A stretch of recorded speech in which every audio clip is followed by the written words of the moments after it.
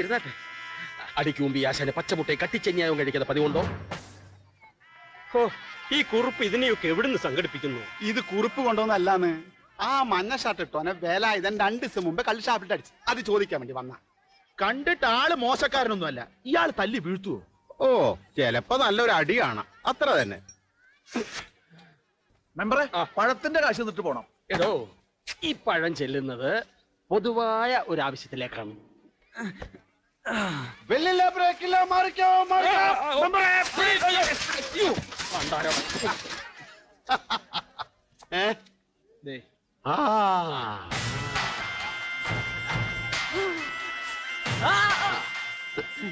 ഞാനാണ് വേലായുധൻ. ആർക്കാണ് പരാതി? എന്താണ് പരാതി? നീയായിരുന്നോ? ഇതാരാ? നിന്റെ ആശാനാ?